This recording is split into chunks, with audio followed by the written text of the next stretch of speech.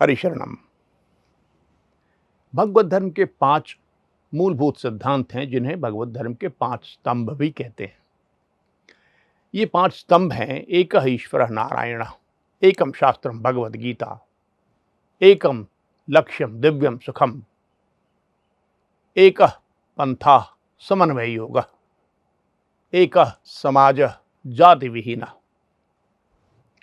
इन 5 स्तंभों में आज मैं तीसरे स्तंभ पर बात करूंगा, एकम लक्ष्यम दिव्यम सुखम। जीवन का एक ही लक्ष्य है, दिव्य सुख। हमारे लिए, हमारे सभी के लिए, इस जीवन के लिए और मृत्यु के बाद के जीवन के लिए भी दिव्य सुख।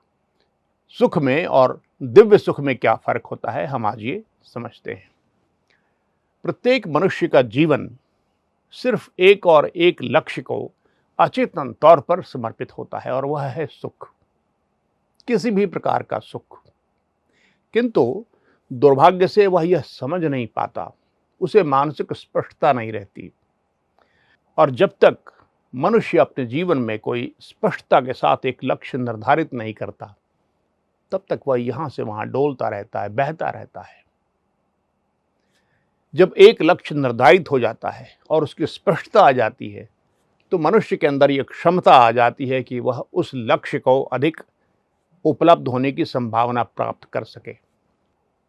तो यदि यह भी स्पष्ट हो जाए मनुष्य के लिए कि हमारा सुखी जीवन का लक्ष्य है, सिर्फ हमारा नहीं, हमारा ही क्यों, सबों का, हम ऐसे सुख प्राप्त करें कि दूसरे भी सुख प्राप्त करें।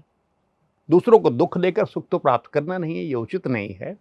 अगर यह स्पष्टता आ जाती है तो मनुष्य का जीवन एक निश्चित दिशा में चलने लगता है और उसकी उपलब्धियां बढ़ने लगती हैं। लेकिन यद्यपि सभी के लिए सुखी जीवन का परम उद्देश्य है, लेकिन उस सुख की प्रकृति में, उसके स्वरूप में बहुत फर्क होता है। जो भूतवादी हैं, यानी यह विश्वास करते हैं कि जो कुछ भी है बस यही संसार है, भौतिक तत्व हैं, इसके अलावा न तो कोई ईश्वर है न कोई आत्मा है, तो उस व्यक्ति की सुख की धारणा अलग होती है। वह तो चार्वाक की तरह सिर्फ और सिर्फ भौतिक सुख ढूंढता है। उसे अगले जीवन की तैयारी भी नहीं करनी होती, उसकी चिंता भी नहीं होती, क्योंकि कोई दिव्यता है ही नहीं जीवन में, तो दिव्य सुख कैसा होगा। यही सुख तो हो सकता है जो हमें अपनी इंद्रियों से मिलता है, जो मानवीय संबंधों से मिलता है। लेकिन जो यह मानते हैं कि आत्मा अनश्वर है और वह शरीर के मृत्यु के बाद भी बनी रहती है, एक परलोक भी होता है, नरक स्वर्ग भी होते हैं, पुनर्जन्म भी होते हैं, अच्छे और बुरे, वह अपनी सुख की अवधारणा को बदलता है।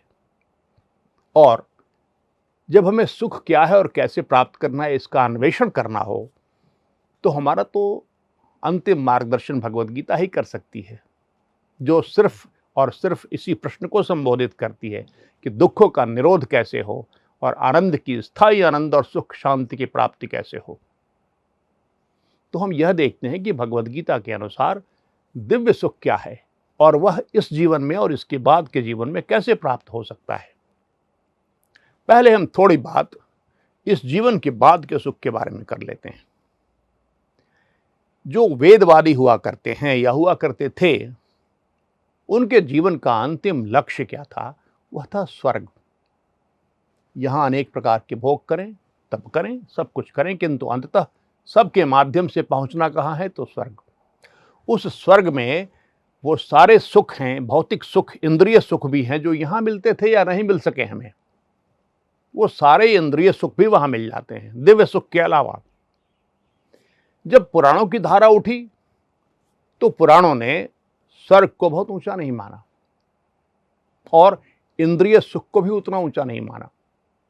स्वर्ग में इंद्रिय सुख बहुत हैं, लेकिन पुराणों ने जिन लोगों की बात की जो स्वर्ग से ऊपर माने गए, उनमें वह इंद्रिय सुख नहीं, कम था, और दिव्य सुख ज्यादा थे। स्वर्ग से ऊपर कई लोग थे जहां जाकर और भी दिव्य आनंद प्राप्त किया जा सकता था। किंतु भगवद गीता ने एक चेतावनी दी कि आप किसी भी लोक में चले जाएं, स्वर्ग में या ऊपर उसके किसी भी लोक में, ब्रह्मलोक तक, भगवान ब्रह्मा के लोक तक, वहां से आपको बहुत दिन तक दिव्य और भौतिक आनंद दोनों भोगने के बाद पुनः मर्त्यलोक में गिरना पड़ेगा, पुनः पुनर्जन्म के चक्र में गिरना पड़ेगा, और फिर यात्रा शुरू होगी आपकी आत्मा की, इस शरीर से उस शरीर में, इस योनि से उस योनि में, नरक में, स्वर्ग में, वापस फिर धरती पर। तो यह दुखमय संसार चक्र, भवचक्र चलता रहेगा। इसलिए न तो स्वर्ग जाने का लक्ष्य बनाइए दिव्य सुख के लिए, स्थायी सुख के लिए, और न उसके ऊपर ब्रह्मलोक तक जाने का। स्थायी मुक्ति अगर दुखों से चाहते हैं सदा के लिए, तो एक लक्ष्य बनाइए ईश्वर के परम धाम जाने का, और उसका अर्थ होता है निर्वाण, मोक्ष। जन्म मृत्यु का चक्र बंद हो जाता है सदा के लिए, और एक दिव्य अस्तित्व जीते हैं आप, जो बिल्कुल किसी भी दुख के स्पर्श से मुक्त रहता है, दिव्य आनंद में। तो मृत्यु के बाद का आनंद तो वहीं मिलेगा ईश्वर के परम धाम में, स्थायी सुख, स्थायी शांति। लेकिन आप कैसे प्राप्त करेंगे उसे? क्या उसके लिए हमें सांसारिक सुखों की तिलांजलि देनी पड़ेगी?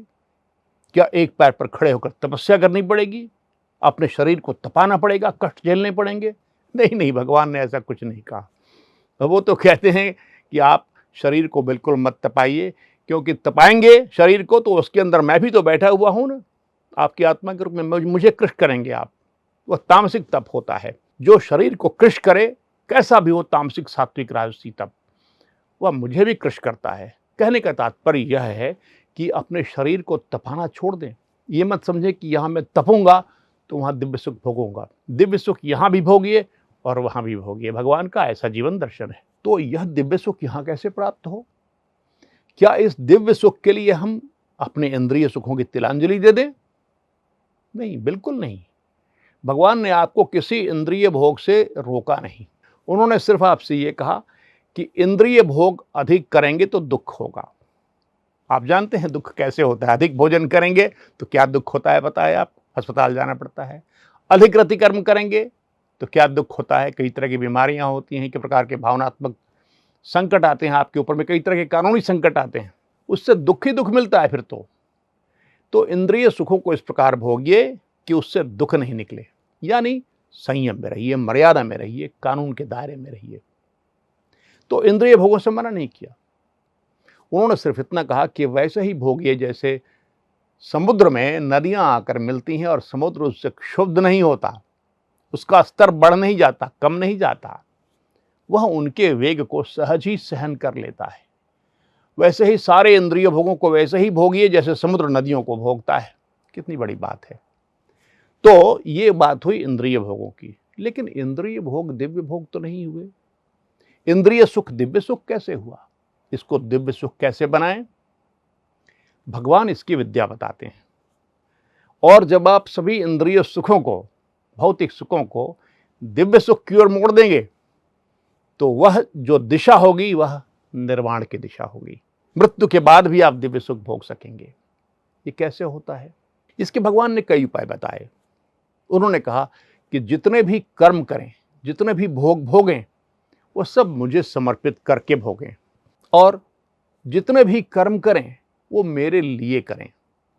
जितने भी कर्म करें मेरी प्रसन्नता के लिए करें, क्योंकि मैंने शास्त्रों में, भगवद गीता में वैसे ही निर्देश दिए हैं।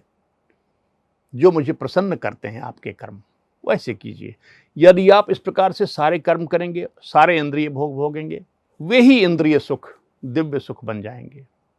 आपका भोजन तब भोजन नहीं, प्रसाद बन जाएगा। और प्रसाद का स्वाद का आनंद भी अलग होता है और उसका अनुभव भी अद्भुत और दिव्य होता है। इंद्रिय सुख तो इंद्रियों के माध्यम से मिलता है ना। तो एक इंद्रिय है चक्षु, नेत्र। सुंदर सुंदर दृश्य देखते हैं तो इंद्रिय सुख मिलता है आपको। लेकिन वह इंद्रिय सुख ही होता है, दिव्य सुख नहीं होता। किंतु वही चक्षु, वही नेत्र जब सर्वत्र ईश्वर के दर्शन करने लगे, हर चीज में ईश्वर को देखने लगे, उनकी धारणा करने लगे, तो वह दिव्य सुख हो जाता है। आप कानों से, कान की इंद्रिय से संगीत का सुख लेते हैं, वह इंद्रिय सुख है। किंतु यदि वही संगीत भजन में बदल जाए तो वह दिव्य सुख हो जाता है। इंद्रियों के माध्यम से प्राप्त होने वाला दिव्य सुख।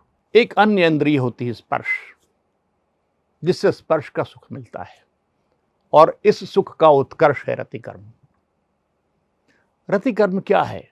इसमें सुखमय आघात का आवर्ती घात प्रतिघात आपको सुख के चरम बिंदु की ओर ले जाता है। किंतु यह रतिकर्म सिर्फ शारीरिक सुख के लिए नहीं किया जाए, इसमें प्रेम का पुट भी आ जाए, और यह मर्यादा में सिर्फ जीवन साथी के साथ किया जाए, और वह सिर्फ अपनी प्रसन्नता के लिए नहीं बल्कि जीवन साथी के आह्लाद के लिए भी किया जाए। तो प्रेम के स्फुट के साथ जो शारीरिक संबंध बनते हैं और उन्हें ईश्वर को समर्पित करके उसे पवित्र कर दिया जाए, तो वही सुख रति सुख दिव्य सुख में बदल जाएगा। एक विद्यार्थी पूछ सकता है कि मैं तो पढ़ाई लिखाई कर रहा हूँ, पढ़ाई लिखाई करके चाहता हूँ कि परीक्षा में अच्छे अंक आएँ तो अच्छी नौकरी मिले, भला इसे दिव्य कैसे बनाया जा सकता है? भगवान कहते हैं, स्वे स्वे कर्मणि यभिरता संसिद्धिं लभते नरः। अपने अपने कार्य को निष्ठापूर्वक करोगे तो उसी से संसिद्धि मिल जाएगी। यानी पढ़ाई को अच्छे प्रकार से निष्ठापूर्वक करो, और परीक्षा में उसके फल में आसक्त मत हो जाओ। प्रयत्न तो पूरा करो, किंतु आसक्ति विकसित मत करो परीक्षा के फल में, क्योंकि वह दुख दे सकता है। अगर अच्छे रिजल्ट नहीं आए तो दुख होगा, फिर सुख कहाँ रहा? दिव्य सुख तो छोड़ दिए, सुख ही नहीं रहा आपके पास।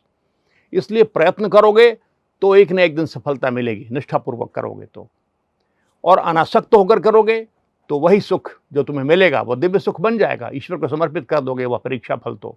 और उसके बाद जब नौकरी करोगे तो भ्रष्टाचार पूर्वक न करो, और उस नौकरी में जो जन सेवा होती है उसे ईश्वर सेवा की तरह समझ के करो, तो वही नौकरी तुम्हारे लिए दिव्य कर्म बन जाएगी, दिव्य सुख का कारण बन जाएगी। और हो सकता है तुम उसमें बहुत संचय धन का नहीं कर सको, लेकिन यदि ईश्वर की शरणागति में रहोगे तो उसी धन में तुम्हारे सारे सांसारिक कार्य पूरे कर देगा ईश्वर, उसकी तुम्हें चिंता नहीं करनी है। और यदि हमने ईश्वर को प्रत्येक क्षण स्मरण रखने का संकल्प ले लिया और सहजता से ईश्वर को हर क्षण याद करते रहे, तो हमारा प्रत्येक क्षण दिव्य हो जाएगा, प्रत्येक क्षण की अनुभूति दिव्य होगी। और इसमें सरलता तब होती है जब हम सतत नाम जप करते रहते हैं। अंदर में कुछ भी करते हुए वह चलता रहता है, स्वप्न में भी चलता रहता है आनंदपूर्वक। यदि यह जाप यांत्रिक जाप नहीं है, मशीन की तरह जाप नहीं किया जा रहा है, उसमें भावना और भक्ति का पुट भी है, तो प्रत्येक क्षण आपका दिव्य सुख का क्षण हो जाएगा।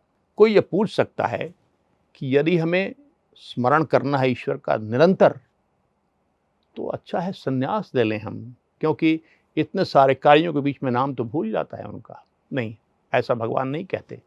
वो कहते हैं संन्यासः कर्मयोगस्य निःश्रेयस्करावुभौ तयोस्तु कर्म संन्यासात् कर्मयोगो विशिष्यते। वो कहते हैं कि संन्यास और कर्मयोग दोनों ही निःश्रेयसकारी कल्याणकारी हैं, किंतु उन दोनों में भी यदि मुझसे पूछते हो तो कर्मयोग संन्यास योग से विशिष्ट है। तुम सब कुछ करते हुए इसी संसार में सारे दायित्व निभाते हुए भी ईश्वर को सदा स्मरण कर सकते हो, सदा उनके साथ रह सकते हो।